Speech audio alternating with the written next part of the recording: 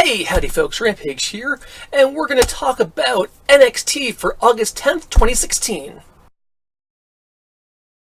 So, tonight was a hell of a card for NXT. A lot of setup for Takeover. We've got 3 matches that they set up tonight, so I'm excited. Let's take a look at what happened. So, we kick off the show with Bobby Roode. Not Robert Roode, he's not in TN anymore, he's now Bobby Roode again. Basically, you see him shaking hands with Commissioner Regal, basically thanking him for something, and then Regal goes off to attend the contract signing. What did he do? What's going on with Robert Roode? We'll find out later. From there, we have the Bayley-Asuka contract signing. Both of them show up in casual clothes. For Bayley, it's like slacks and a flannel shirt with the sleeves missing. Very sort of Mick Foley look for her, but she comes out a little bit more attitude. Asuka comes out in, like, office casual attire, black top, skirt, heels, with the title over her shoulder. Back and forth a little bit there. Regal sets it up, goes, okay, here you go, you guys sign this, we're ready to go. And Bayley cuts her promo of, she's like, you know what? I wasn't ready for you before. I'm ready for you now. I'm going to be the first one that beats you. I won my first world title at NXT Brooklyn, and I'm going to win my second in Brooklyn as well. And Asuka basically gets up in her face and tells her she's not ready. They both sign the contract. Bayley turns to walk away and sort of shoulder checks her. I think she half trips her as well. It's a little awkward. And Bayley starts walking up the ramp, and Asuka's like, that's all you got? Bayley slides back in the ring. You get the classic stare down, the two of them face to face, like forehead to forehead, just sort of staring each other down. Which Asuka sort of takes a step back, holds up the NXT Women's title. Like hey, I'm the champ. What you got? And Bayley sort of slowly walks away as Asuka's music plays. I liked it. It sold the fact that it was going to be intense. There's a lot of tension between the two of them. And they even played up the fact that Asuka got... Last time they had a contract signed to the two of them, Asuka attacked Bayley, and Asuka got put to the table.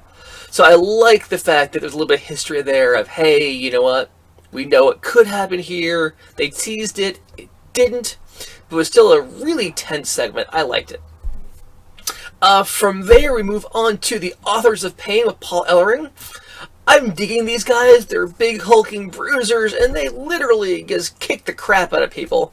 This week, it's Rob Rising and Adrian Nails, second time in a row, and these guys get decimated. The Authors of Pain win with this crazy double powerbomb. They both grab their opponents, pick them up like powerbombs. They run towards each other, slam them back to back, then turn, and then boom, boom, drop them both. And get the pinfall for the 1, 2, 3. No surprise there, especially since we've got basically guys without entrances who are essentially enhancement talent right now, and the Authors of Pain are under a pretty big push. Post-match, they continue attacking Rob Rising and Adrian Nails, at which point TM61 shows up. They run out there and basically start wailing on the Authors of Pain, and they get destroyed as well. The Authors of Pain left standing tall. I'm guessing we'll probably see TM61 versus the Authors of Pain, maybe at NXT Brooklyn, but time will tell. From there, we have Nakamura backstage. Indra asks him, are you worried that Samoa Joe's looking for you? And Nakamura, in his typical fashion, I'm not hard to find. And he basically goes on to tell Samoa Joe that, you know what? He'll find Samoa Joe when he wants to find Samoa Joe. I like it. It's basically plays up the fact that, like, Nakamura is just super calm, super cool, always collected. Never seems to get, like, upset or loses cool, even in a match. From there, we have Andrade Cien, almost taking on Angelo Dawkins. Haven't seen Angelo Dawkins in a while. He's now repackaged as the Curse of Greatness, still rocking the dual headbands. He actually gets head scissored out of his headbands at one point by Andrade's. I enjoyed this match. It was fun. Lots of high spots and little twirls and sort of lucha libre moves from Andrade in there. I liked his finisher. He basically locks. Andrade does win. He hits this crazy hammerlock into a DDT into a side leg sweep. It was like 3 moves together that just obliterated his opponent. I thought it was really cool. Post-match, we hear Bobby Roode's glorious theme song. I could listen to that all day. If you haven't seen the Tommaso Ciampa, Johnny Gargano Glorious Bomb videos, stop what you're doing right now. Pause this video. Go look it up on Twitter. # Glorious Bomb. It's amazing. It's a thing of beauty that you should all see. But Bobby Roode comes out and says that NXT Brooklyn is going to be glorious. It's going to be even more glorious now because he's wrestling, and he's going to be wrestling Andrade Cien Almas. I think it's going to be a great match between the two of them. We've seen Bobby Roode wrestle smaller guys in TNA previously. His style meshes well with them, so I really look forward to see the two of them work well together. After that, we have Austin Aries in William Regal's office, talking about a grapefruit, I think, and the benefits of eating grapefruit, and Regal sort of ignoring him. He reaches down, closes Regal's laptop, forces him to look at him, and he's basically like, I don't have a match for TakeOver. He's like, Bobby Roode has a match. He's been here for 1 week. I don't have a match.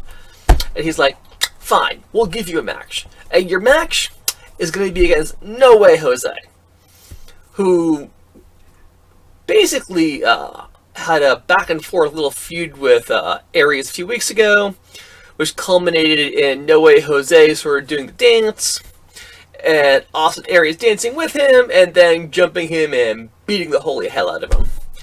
But since then, No Way Jose has been more fired up, so it'll be interesting to see the two of them face off one more time at NXT TakeOver in Brooklyn. Other cool thing, I love that on Regal's desk, he's got this little pedestal with crushed red velvet, and he's got the brass knuckles just sitting there on his desk. I think that's an amazing touch. For those of you who don't know, he used to keep the brass knuckles in his tights when he was wrestling, and when the referee wasn't looking, he'd pull them out of his tights and level his opponent with them and stuff him back down there. It was called the power of the punch. Great move, great gimmick, and I love that at this point, now that he's an authority figure, it just sits on his desk. From there, we see Rich Swann, Jack Gallagher, and Noam Dar sitting in the crowd for NXT. All 3 of them are competing in the WWE Cruiserweight Classic, the CWC, which is also airing tonight, and I'll get my review up for that later. Basically just going over, reminding us that it airs tonight, it's ongoing, and they put over the amazing match Gargano and Ciampa had last week on the CWC. If you watched my review of the CWC, I talked about that last week. Great match. The two of them, Gargano does win in the end. Then we cut backstage. We've got Regal talking to the two of them, essentially making sure that that match is not going to drive a wedge between them. And basically you get the classic line that, hey, we're family, but we're closer than family because we get to choose who we work with. And Regal says that's great because you guys have your match at NXT TakeOver versus Dash and Dawson for the tag titles. That's going to be pretty rad. Can't wait to see that. From there, we have Gargano and Ciampa going on to face off with Patrick Clark and Tucker Knight. Patrick Clark has the most patriotic tights I've ever seen. They've got the flag airbrushed on them. They've got his face on one calf or on one thigh, and he's got a bald eagle on the other. It's amazing. And Tucker Knight is just this huge beast of a dude. The guy moves really well for someone his size. I thought this was a fun match. In the end, Gargano and Ciampa do get the win. Basically, they hit, I believe it's on Tucker Knight. He's basically down on his knees in the middle of the ring, and they hit this dual super kick. It basically crush his head for all intents and purposes. Pretty rad there. Then we get a reminder, Hideo Itami returns next week. Well, he returned last week, but he's going to come back and he's going to wrestle again next week. Then we have Mojo Rawley backstage. She's angry. Tonight's not about getting hyped. Tonight's about getting even. What's going on, Mojo? Come on, man. Everything forever's been get hyped, stay hyped. You're part of the hype bros. Don't change this on me now. We do have his match with Samoa Joe coming up next. Great match. This is the most offense we've probably ever seen out of Mojo Rawley. Starts off really strong. They're overpowering Samoa Joe, which was great to see. In the end, Samoa Joe, his sort of cool, collected demeanor helps him out and basically sidesteps the move, slams Mojo Rawley into the stairs. I love Corey Graves has a great comment in here. He's like, Mojo Rawley's made a classic mistake. Never headbutt a Samoan. And I'm like, okay, don't tug on Superman's cape, you don't spit in the wind, and you don't headbutt a Samoan. Thank you, Corey Graves. We've got a list. In the end, however, Samoa Joe does drop him. He does hit the Kikita clutch, wraps him up. Mojo Rawley does, in the end, tap out to the Kikita clutch. Samoa Joe's victorious, standing in the ring. Drops the Kikita clutch on him again post-match. The referees are out there trying to get him to break it up. At which point, we have Nakamura makes his entrance. Cool thing is, he does have a shorter entrance music when he's not wrestling and not doing the full, like, strobe light entrance. So that was cool to see. Just breaks right into the sort of melody that the crowd sings along with. But he comes, like, sort of just strutting out. He's not riding to the ring. And basically, more security comes out, and they're holding back Samoa Joe at this point, because Samoa Joe is just boiling. Samoa Joe wants to tear his head off. He might have been calmer against Mojo Rawley, but he's still pissed about having to fight Shinsuke Nakamura. So Nakamura sort of slides in the ring, and he's sort of doing his cool thing, I'm here, sort of taunting Samoa Joe. And Samoa Joe's being held back by probably 8 or 9 security guys. And Nakamura reaches over and does the got your nose. And the crowd goes nuts. It's amazing. I have never seen the got your nose bit done in wrestling before. Ever. Never expected it, and it was amazing. The crowd's chanting got your nose at Samoa Joe. Samoa Joe's furious, at which point Nakamura sort of reels back. He does slap him, and then sort of saunters off as security is holding them apart. But it's amazing. Nakamura is completely under Samoa Joe's skin. Well, he is still sort of calm and collected and charismatic. I like it. I like this dynamic of, like, the boiling rage of Samoa Joe, who's usually pretty calm and stoic himself, but he does the angry bit really well versus Shinsuke Nakamura. That'll be really interesting to see, because they will face off at TakeOver as well for the NXT World title. Well, that's the review for the show tonight. If you have any questions or suggestions, please leave them in the comments down below. Please share this on your social media. Please like, please subscribe, please use the hashtag Rampage Reviews.